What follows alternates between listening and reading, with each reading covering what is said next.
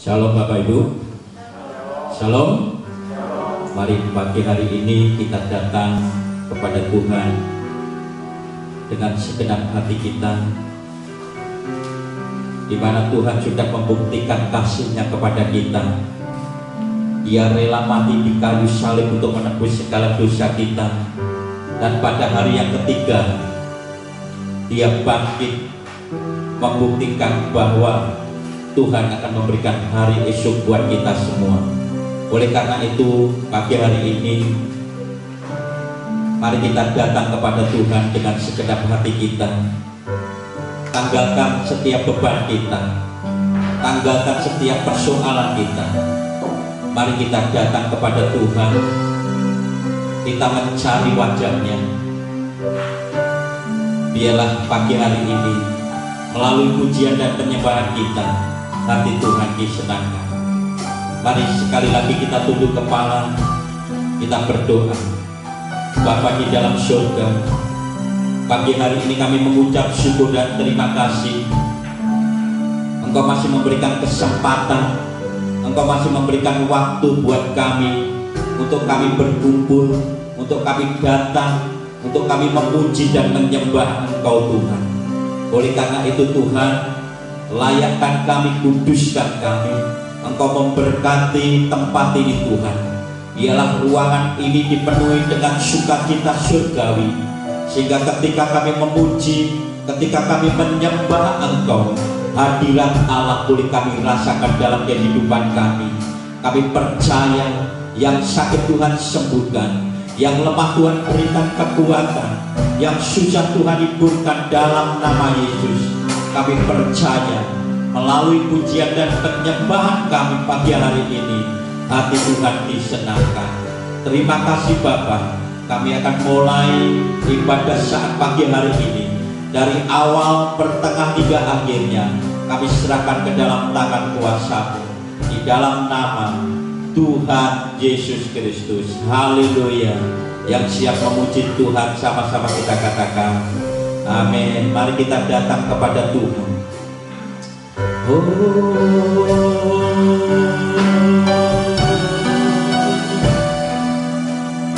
Haleluya.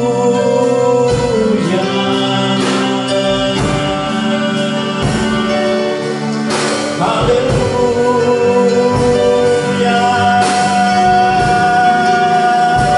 Mari sembah Tuhan.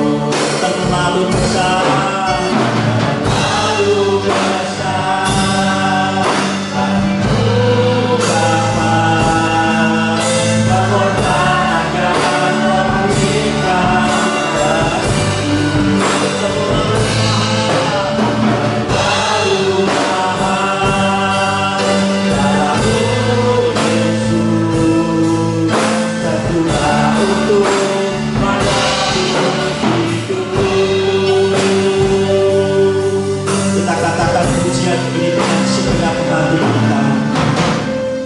Telah melihat bukti kasih-Mu,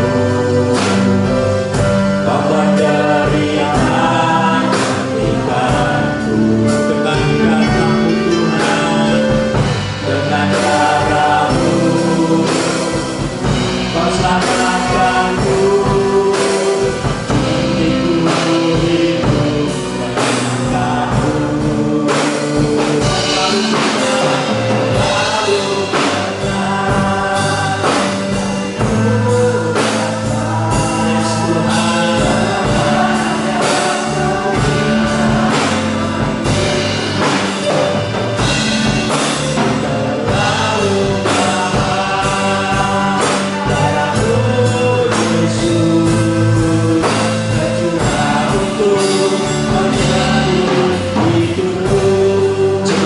Katakan pujian ini dengan segenap hati.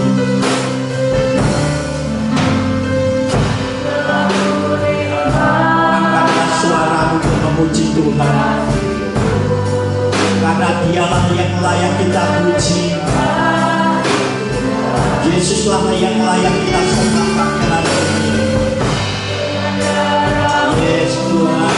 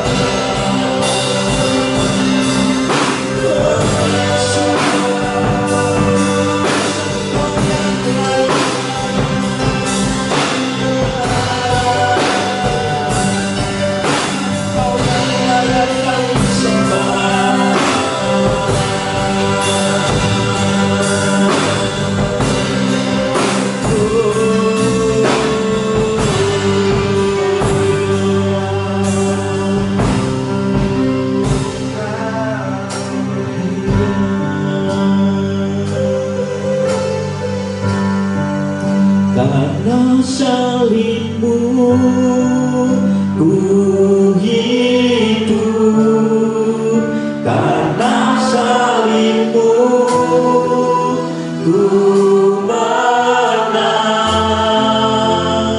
Engkau yang berkuasa, sanggup untuk melakukan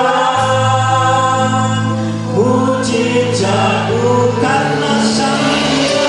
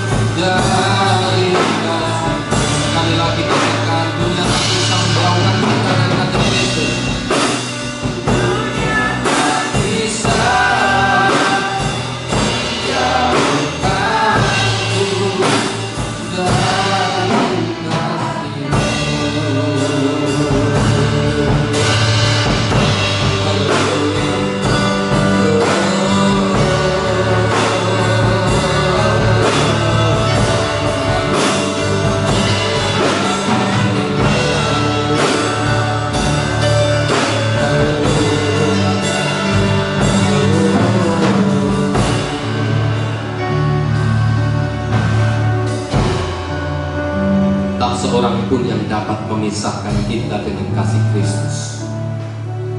Baik dengan bahaya maut, oleh pedang, bencana, intimidasi, tak seorang pun yang dapat memisahkan kita dengan kasih Kristus.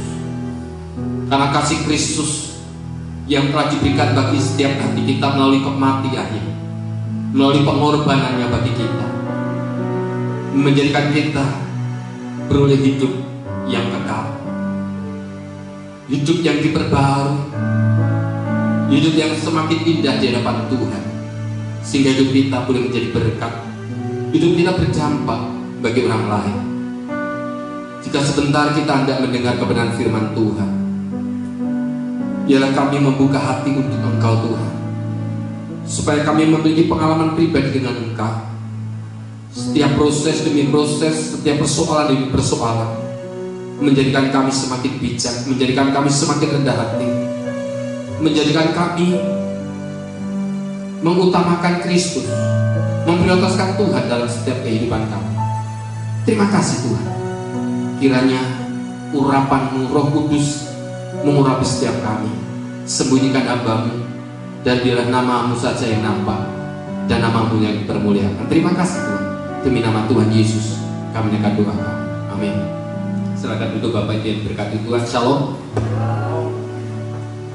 Tak terasa kita sudah memasuki pada bulan April, dan kita sudah beribadah Jumat Agung dan kebangkitan Tuhan Yesus dari antara orang mati, dan kebangkitan Kristus memberikan pengharapan bagi kita dan berikan kemenangan bagi kita, menang atas dosa, menang atas maut, dan menang atas kematian kekal.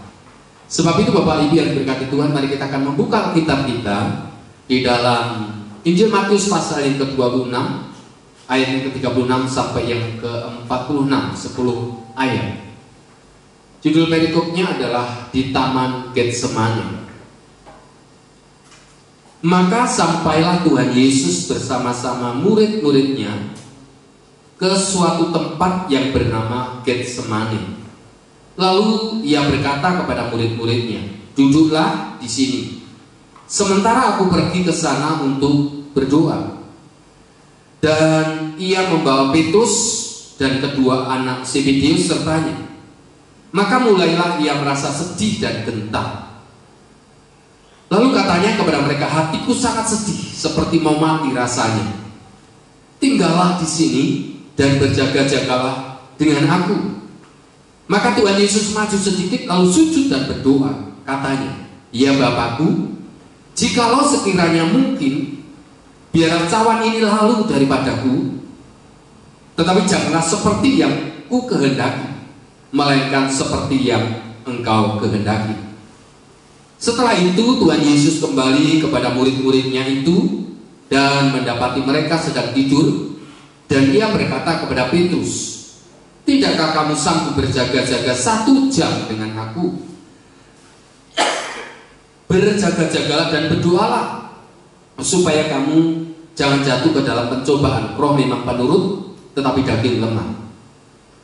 Lalu ia pergi untuk kedua kalinya dan berdoa, katanya, ya Bapakku, jikalau cawan ini tidak mungkin lalu, kecuali apabila aku meminumnya, jadilah kehendakmu.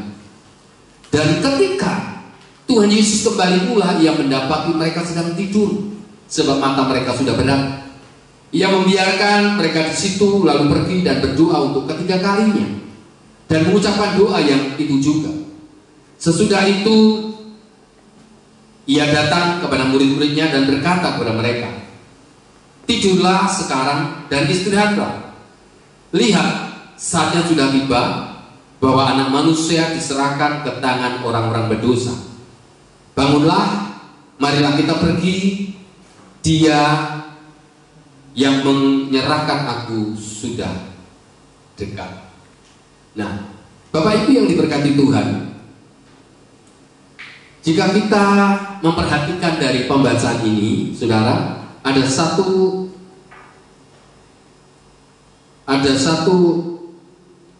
ayat yang menyatakan bahwa hatiku sangat sedih dan seperti mau mati rasanya. Saya percaya bahwa setiap kita pernah mengalami apa yang namanya sedih. Sedih yang terlalu sedih, saudara. Kenapa? Pasti setiap orang yang mengalami kesedihan pasti ada penyebabnya, atau ada sesuatu hal yang terjadi di dalam setiap kehidupan kita menjadikan kita sedih. Dan Tuhan Yesus mengalami kesedihan yang begitu berat, bahkan seperti mau mati rasanya. Dengan kata lain, kesedihannya itu sungguh sangat tinggi sekali, karena seperti mau mati rasanya. Sepertinya sudah tidak ada harapan lagi, sepertinya sudah tidak ada jalan lagi, sepertinya semua pintu sudah tertutup. Nah, sebab itu Tuhan Yesus mengatakan bahwa hatinya sangat sedih dan seperti mau mati rasanya. Nah, Bapak Ibu yang diberkati Tuhan, kenapa dia mengalami kesedihan yang begitu berat? Bukan karena dia mau diserahkan untuk mati, bukan. Tetapi ada beberapa hal yang menjadikan dia sedih sekali. Padahal kita tahu bahwa perjalanan Tuhan Yesus dalam pelayanan yang disertai dengan berbagai macam tanda ajaib dan dengan berbagai macam mujizat yang terjadi di dalam pelayanannya, itu membuktikan bahwa kuasa Tuhan Yesus sungguh sangat luar biasa, sungguh sangat hebat. Orang sakit disembuhkan, orang buta dapat melek, orang yang tidak bisa mendengar, orang lumpuh bisa jalan, bahkan orang yang mati pun dibangkitkan dari kematian, yaitu Lazarus. Sudah 4 hari mati, dia dibangkitkan, menunjukkan bahwa kuasa dan mujizat Tuhan itu sungguh sangat luar biasa. Bahkan sampai detik ini, mujizat dan kuasa Tuhan masih ada. Nah, Bapak Ibu yang diberkati Tuhan, menunjukkan bahwa Tuhan Yesus Tuhan yang penuh dengan kuasa. Namun kenapa, yang menjadi pertanyaan bagi kita, kenapa Tuhan Yesus mengalami kesedihan yang begitu berat, kesedihan yang tingkat tinggi yang luar biasa? Hatiku sangat sedih dan seperti mau mati rasanya. Sepertinya sudah tidak ada pengharapan lagi. Tetapi sudah dikasih Tuhan, apa yang dialami oleh Tuhan Yesus itu hanya untuk umatnya. Dia lakukan menjelang detik-detik terakhir, dia akan diserahkan, nyawanya akan diserahkan, dia akan mati di kayu salib, dia akan mengalami olok-olok, dia akan diludahi, dia akan dibelenggu, dia akan didera, dia akan dilempari dengan batu, dia akan diseret, bahkan dia akan mengalami kematian di kayu salib. Sudah dikasih Tuhan, begitu luar biasa. Penyebab yang pertama, apa sih penyebabnya? Tuhan Yesus mengalami kesedihan yang begitu berat, mengalami sedih yang luar biasa. Saya percaya setiap kita pasti juga pernah mengalami sedih yang luar biasa. Namun saudara, ketika kita mengalami kesedihan, mungkin dunia bisa berikan penghiburan, mungkin dunia bisa menawarkan penghiburan, tetapi penghiburan yang diberikan oleh dunia adalah sementara. Saudara yang dikasih Tuhan, suatu ketika saya melayani seorang ibu yang ditinggal oleh suaminya yang mati dibunuh oleh orang di Solo pada waktu itu. Anaknya masih kecil. Dia sampaikan bahwa dia mengalami kesedihan yang sungguh sangat hebat. Bahkan anaknya pun, anak tunggal itu juga mengalami kesedihan yang luar biasa. Nangis meraung-raung, seolah-olah dia sudah tidak memiliki pengharapan. Dia mengatakan, saya sudah tidak ada gunanya lagi hidup, saya ingin mati juga seperti papanya. Dia mengatakan seperti itu, saudara. Dan saudara, ada banyak orang memberikan penghiburan, ada banyak orang berikan semangat, ada banyak orang berikan dorongan, spirit dalam kehidupan ibu ini. Tetapi yang bisa memberikan penghiburan yaitu hanya Allah Roh Kudus. Dan ibu ini boleh mendapatkan penghiburan dan kekuatan dari Tuhan. Bapak Ibu yang diberkati Tuhan, demikian juga Tuhan Yesus mengalami kesedihan yang begitu berat. Karena apa? Karena dia akan diserahkan untuk menjadi tebusan bagi kita semua. Dia akan menjadi tebusan bagi kita semua, akan menebus dosa umat manusia. Tetapi yang merupakan pemisah antara kamu dan Allah ialah dosa, segala kejahatan. Sudah. Oleh karena itu, Tuhan Yesus akan mengangkut seluruh dosa umat manusia, termasuk saudara dan saya. Pengampunan Tuhan adalah pengampunan sempurna. Sebagaimana ketika Tuhan Yesus pada Jumat Agung, Pendeta Daniel katakan bahwa seorang penjahat yang di samping Tuhan Yesus, yang satu mengolok-olok Tuhan Yesus, yang satu meminta supaya Tuhan Yesus membuktikan akan kuasanya. Kalau engkau Tuhan buktikan kuasamu, buktikan mujizatmu, dan dia akan percaya. Lalu penjahat yang lain mengatakan, kalau kita ini disalib itu sudah setimpal dengan perbuatan kita, dengan kejahatan kita. Lalu dia katakan, Tuhan, jika engkau ada di Taman Firdaus, ingatlah akan aku. Ingatlah akan aku. Artinya apa, saudara kasih? Artinya Tuhan Yesus katakan, hari ini juga engkau bersama dengan aku di Taman Firdaus. Saudara kasih Tuhan, detik itu juga ada pengampunan dan ada keselamatan yang terjadi bagi seorang penjahat ini. Dan kadang-kala kita memakai logika kita, pikiran kita, asumsi-asumsi menurut pola pikir kita. Keselamatan itu menurut pola pikir kita. Padahal keselamatan itu hanya ada di dalam Yesus Kristus Tuhan. Barang siapa mengaku dengan mulut dan percaya dalam hati, maka bahwa Yesus Kristus adalah Tuhan, maka kita akan diselamatkan. Saudara kasih Tuhan, apapun dosa kita, apapun pelanggaran kita, jika kita mengaku, Tuhan pasti berikan pengampunan. Dan pengampunan Tuhan sempurna. Tuhan tidak pernah mengingat-ingat kita. Saudara kasih Tuhan, bahkan Tuhan Yesus ketika ditanya oleh murid-muridnya, berapa kali kami harus memberikan pengampunan? Berapa kali kami harus memberikan pengampunan? Tuhan Yesus menyampaikan 70 kali 7. Mungkin manusia terbatas memberikan pengampunan, tapi kita belajar untuk memberikan pengampunan. Saudara kasih Tuhan, saya beberapa hari yang lalu saya sharing dengan Pak Bagio. Sudah ada seorang anak Tuhan, dia juga mengalami kesalahan yang begitu luar biasa. Dia dikucilkan, dia dicemooh, dan saya rajin untuk mendatangi orang itu. Karena orang itu sedang dalam keadaan terpuruk, dalam keadaan sedih, dan orang tidak mau bergaul dengan mereka. Kalau orang yang sedang sukses, orang yang sedang berhasil, banyak orang yang mendekati, betul tidak saudara?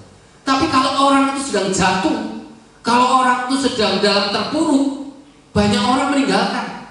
Contoh anak yang terhilang, betul? Pada saat sukses, mereka berduyun-duyun mendampingi, ya menjadi kawan mereka. Tapi pada saat dia sudah habis-habisan, mau makan pun nggak bisa, sudah. Dan teman kami itu juga seperti itu, sudah. Dia mulai buka usaha di kota Magelang. Dulu di Jogja sukses dan jatuh, dia seorang diri. Lalu kami selalu deketin dia. Lalu teman-teman berkata begini, Pak, itu sudah begini. Saya nggak mau dengar kata orang, tapi saya mau mendengar dari perkataan orang itu sendiri. Dan dia ceritakan apa adanya. Dan kami terus cover, kami terus backup orang itu. Dan akhirnya dia usahanya mulai berkembang. Dan akhirnya pindah ke Jogja. Dan sukses, saudara. Ketika dia sukses, orang mulai datang lagi, orang mulai dekati lagi, saudara. Dan inilah dunia, saudara. Dan beberapa tahun yang lalu kami pergi ke Jakarta. Seorang teman juga mengalami hal yang sama seperti itu. Aduh, dia sudah bangkrut, rumahnya habis, mobilnya habis, gini, utangnya banyak. Karena saya lebih percaya kepada orang itu. Dengar. Dan saya datang ke Jakarta, saya tidur di rumahnya. Ternyata apa yang saya terima, apa yang saya dengar dan apa yang disampaikan oleh banyak orang itu tidak benar, tidak sesuai dengan realitanya. Dan acap kali kita juga mengalami hal seperti itu. Ketika ada isu-isu atau informasi-informasi yang benar, biasanya saudara berkembang. Dan setelah dia cerita, mobilnya masih, rumahnya masih, dan tanahnya masih, diajak putar-putar ini masih tetap. Jadi ternyata tidak sesuai. Lebih baik kita harus dengar dari sumbernya. Saudara kasih Tuhan, setiap kita pasti bisa mengalami kesalahan. Sebab itu saudara kasih Tuhan, mari kita belajar untuk bangkit, untuk kita terus semakin menyalanya di dalam pengiringan kita kepada Tuhan. Hatinya sangat sedih Tuhan Yesus karena dia ingin mengangkut seluruh dosa manusia.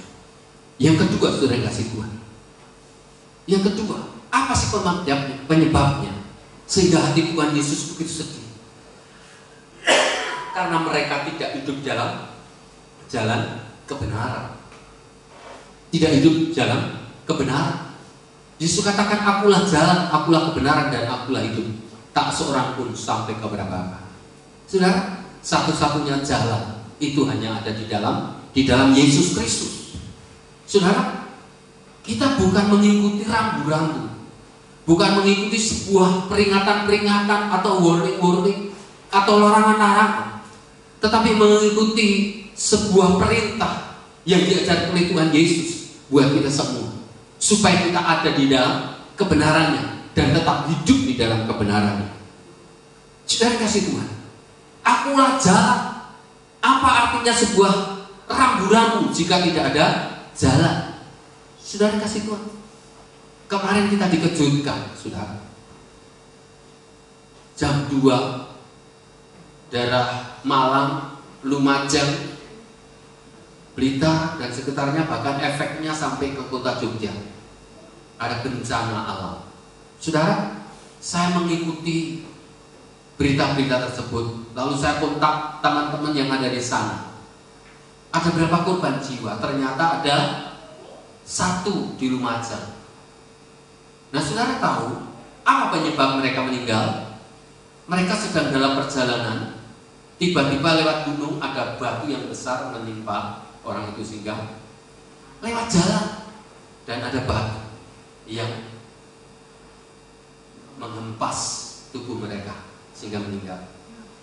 Dan saya dapat info di Malang ada 4 yang meninggal, dan ternyata ratusan rumah rusak.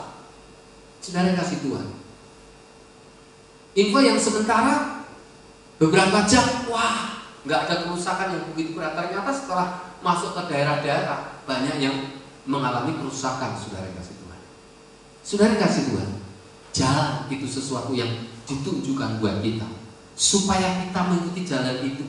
Jalannya hanya kepada Yesus Kristus, supaya kita tidak tersesat. Sebab itu Tuhan Yesus menjadi gembala yang baik bagi kita. Gembala yang baik membawa kita kepada rumput yang hijau dan ke air yang tenang, agar kita dipuaskan jiwa kita, dahaga kita. Bapak Ibu berkati Tuhan, mari kita belajar untuk senantiasa hidup menurut segala ketetapan dan kehendak Tuhan, tidak menyimpang ke kanan ke kiri. Acap kali kita seringkali mengikuti kehendak kita. Jalan kita bukanlah jalan Tuhan, rencana kita bukan rencana Tuhan. Marilah kita belajar menyelaraskan agar hidup kita hidup yang dipimpin oleh Tuhan, supaya hidup kita semakin hari semakin berkenan di hadapan Tuhan. Bapak Ibu yang diberkati Tuhan, jalan itu yang Tuhan tunjukkan, karena mereka tidak tahu tentang kebenaran. Saudara, Jawa Barat, mungkin kalau saudara mengikuti ibadah, saudara akan kaget. Kenapa? Mereka atribut mereka, hidup mereka dikuasai oleh kebenaran firman Tuhan. Saudara, saya pernah mengikuti dalam ibadah mereka, saya kaget. Wah, tata cara ibadah mereka luar biasa, saudara kasih Tuhan. Tadinya saya pikir orang-orang Kedah, ternyata mereka adalah anak-anak Tuhan. Saudara, sebab itu kita terus berdoa agar banyak orang-orang diselamatkan, supaya mereka mengikuti jalan dan kebenaran yang dari Tuhan. Yang ketiga, saudara kasih Tuhan, yang terakhir, yang ketiga, saudara kasih Tuhan, apa sih penyebabnya Tuhan Yesus mengalami hati yang sangat sedih dan seperti mau mati rasanya, karena Tuhan Yesus akan membawa umatnya masuk kepada kehidupan yang kekal, masuk ke dalam surga. Saudara, hanya kepada Tuhan Yesus jalan satu-satunya membawa kita masuk ke dalam kehidupan yang kekal. Di dalam dunia ini tidak ada nama lain yang olehnya memberikan keselamatan. Di kolong langit ini hanya ada di dalam Yesus Kristus. Sebab itu Tuhan Yesus mati di kayu salib, itu menyerahkan hidupnya bagi kita, menebus segala dosa dan pelanggaran kita, supaya kita masuk kepada kehidupan yang kekal, supaya Dia membawa kita. Karena saudara, ketika Tuhan Yesus bangkit, lalu Dia pergi ke surga, Dia katakan supaya di mana aku berada, kamu pun juga berada. Jadi dengan kasih Tuhan, standar yang kita ikuti adalah standar Alkitab. Sebab itu hati-hati dengan pengajaran-pengajaran yang menyesatkan di dalam kehidupan kita. Saudara kasih Tuhan, zaman sekarang ini orang berkata pengajaran langsung dari Tuhan. Saudara, pengajaran langsung dari Tuhan. Hati-hati saudara. Saya bukan orang yang menentang atau alergi atau membatasi namanya nubuatan, penglihatan, atau profetik dan lain sebagainya. Saya percaya. Tapi segala sesuatu dibuktikan dari buahnya, dari buah kehidupan, saudara. Orang menyatakan diri sebagai nabi, saudara, saya kasih tahu, nabi itu sudah nggak ada, saudara. Tetapi karunia nabi itu masih ada, karya nabi itu masih ada. Amin. Karunia nabi masih ada, karya nabi itu masih ada, tetapi nabi nggak ada. Dan standarnya itu adalah Alkitab, Perjanjian Lama dan Perjanjian Baru. Saudara, suatu ketika dalam rapat ada orang mengatakan begini, dia seperti marah-marah begitu, saudara. Dan sebenarnya di dalam forum seperti itu bukan tempatnya, tidak mencerminkan sebagai seorang anak Tuhan yang baik. Lalu dia katakan begini, Pak Simon, kami ini orang dari sana, latar belakangnya dari sana, sudah karakternya dari sana, sudah wataknya dari sana, ya seperti itu. Habis itu ya selesai, katanya. Sudah. Lalu saya tanya, standar karakter itu apa? Apakah kesukuan? Apakah latar belakang? Apakah tradisi? Atau apakah dari kesukuan? Dia bingung. Saya sampaikan bahwa standar karakter kita adalah Alkitab. Standar karakter kita Alkitab, dari Perjanjian Lama maupun Perjanjian Baru. Saudara kasih Tuhan, ini standar kita, Alkitab ini. Alkitab ini adalah logos, tapi ketika kita praktekkan menjadi rema, dan itu akan menghidupi di dalam kehidupan kita. Sebab itu hati-hati. Kalau ada orang mengajarkan pengajaran langsung dari Tuhan, sumbernya Alkitab, melalui tafsiran-tafsiran orang yang mengartikan harus sesuai dengan kebenaran firman Tuhan. Kalau memang tidak sesuai dengan kebenaran firman Tuhan Alkitab ini, itu ya sudah menyimpang, sudah. Hati-hati dengan pengajaran-pengajaran. Sebab itu Bapak Ibu yang dikasihi Tuhan, mari kita belajar untuk hidup sesuai dengan kebenaran firman Tuhan ini. Kiranya Tuhan Yesus memberkati kita semua. Mari kita datang kepada Tuhan, saudara. Haleluya. Kami bersyukur.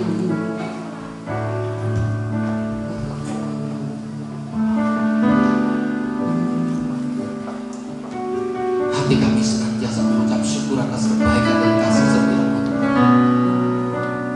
Dan ada sesuatu yang sangat berharga dalam kehidupan kami selain ada di dalam Engkau. Engkau adalah Allah Alfa dan Omega. Engkau adalah Allah yang awal dan yang akhir. Biar kami hidup menurut segala ketetapan yang dalam. Di akhir-akhir kehidupan kami, masa-masa kehidupan kami, selama kami ada di dalam dunia ini, akan kami pergunakan untuk hormat dan kemuliaan nama-Mu Bapa. Ampuni jika kami melakukan segala pelanggaran dan dosa. Karena kami bukanlah orang yang sempurna, bukan orang yang hebat. Kami bisa melakukan kesalahan, siapapun bisa melakukan kesalahan. Tetapi semua Tuhan berikan pengampunan, dan pengampunan itu sempurna. Tuhan tidak pernah mengingatkan kami. Tetapi iblis senantiasa menuduh, iblis senantiasa mencuri, membunuh, dan membinasakan. Tetapi biarlah kami hidup seperti yang kata, ku mau seperti-Mu Yesus, di sempurnakan selalu dalam segenap jalanku, memuliakan nama-Mu. Ku mau seperti-Mu,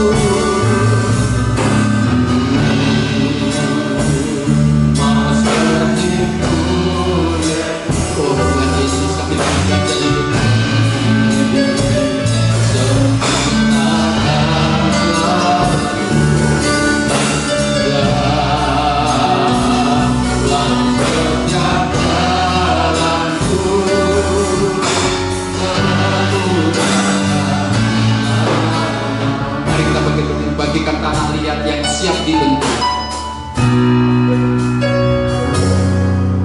Bagikan penyanyi siap dibentuk. Demikian hidupku di tangan-Mu, di tangan-Mu lah.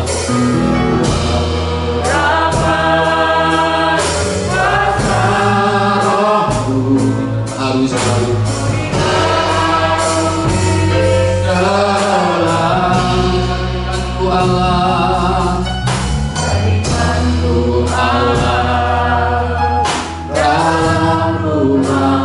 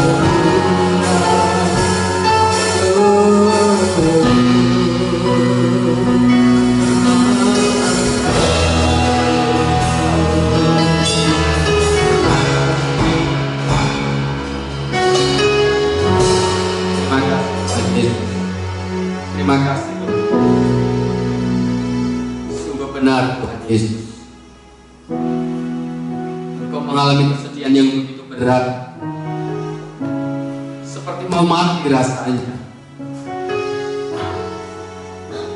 karena engkau akan memberikan pengampunan dosa. Engkau mengampuni segala dosa seluruh dunia ini, agar mereka hidup di dalam kebenaran, dan engkau akan membawa pada kehidupan yang kekal. Engkau menjadi tebusan bagi kehidupan kami.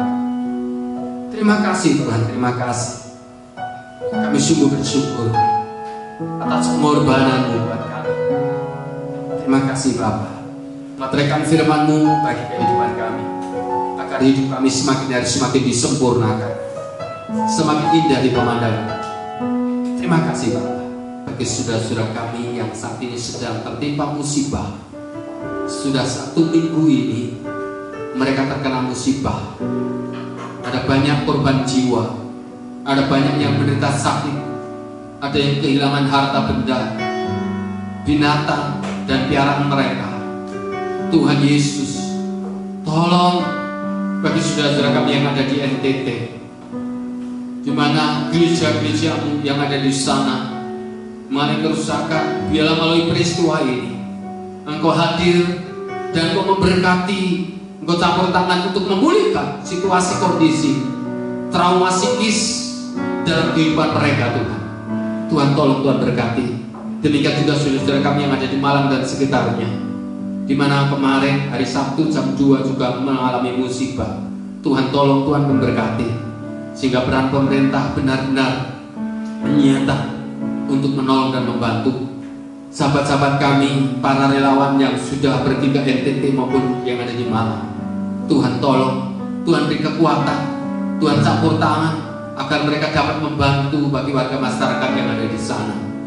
Jika kloter kedua tanggal 19 dari Jawa Tengah dan DIY akan berangkat ke sana, juga Tuhan tolong, Tuhan berkati, supaya tim kami ini menjadi berkat bagi saudara-saudara kami yang ada di daerah NTT.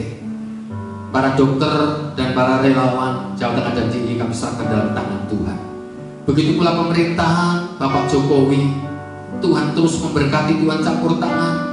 Wakil Presiden Maruf Amin, bahkan para menteri, bahkan TNI dan Polri, sipil militer, kami semua ke dalam tangan-Mu kami serahkan Bapak. Bahkan kota kami Jogja juga kami serahkan tangan-Mu. Pada hari Selasa besok akan diadakan Tuhan para tokoh agama Kristen di Jogja, di Sleman City Hall. Kiranya Tuhan memberkati dalam acara vaksin ini, sehingga sahabat-sahabat kami, saudara-saudara kami boleh menjalankan vaksin dengan baik. Terima kasih Tuhan, terima kasih. Kami juga menyerahkan setiap jemaat-Mu ke dalam tangan Tuhan. Hamba-Mu tidak tahu apa yang jadi pergumulan, persoalan, masalah dalam kehidupan mereka. Tetapi satu hal yang boleh kami tahu, Allah tidak pernah meninggalkan mereka. Allah selalu campur tangan dalam kehidupan mereka, dan Allah selalu memimpin sepanjang kehidupan mereka, dan Allah di dalam kehidupan mereka memberkati semua usaha pekerjaan mereka, memberkati keluarga mereka, memberkati suami, memberkati istri, memberkati anak-anak, memberkati kesehatan mereka, mencampur tangan bagi kehidupan mereka. Terima kasih Tuhan, terima kasih. Jika ada di antara mereka yang sakit, Tuhan jamah dengan kuasa darah-Mu, sembuhkan mereka. Yang lemah dikuatkan, yang susah dihiburkan, agar mereka tetap memandang kepada Tuhan. Terima kasih Bapa. Jika sebentar kami akan pulang, kami akan meninggalkan tempat ini, kiranya berkat kasih kemurahan Allah senantiasa limpah bagi kehidupan kami. Jemaat yang diberkati Tuhan, mari kita akan duduk di hadapan Tuhan. Jangan takut, jangan berkecil hati, sebab musuh yang di depanmu sudah kalah, karena Tuhan telah memberikan kemenangan bagi hidup. Sebab itu, terimalah berkat kasih kemurahan daripada Allah Bapa, cinta kasih sayang dari Allah Tuhan Yesus Kristus, serta persekutuan dengan Allah Roh Kudus. Tuhan akan membawamu naik, dan Tuhan akan membawamu maju. Maka segala perjalananmu akan diberkati, beroleh berkat dan beruntung senantiasa.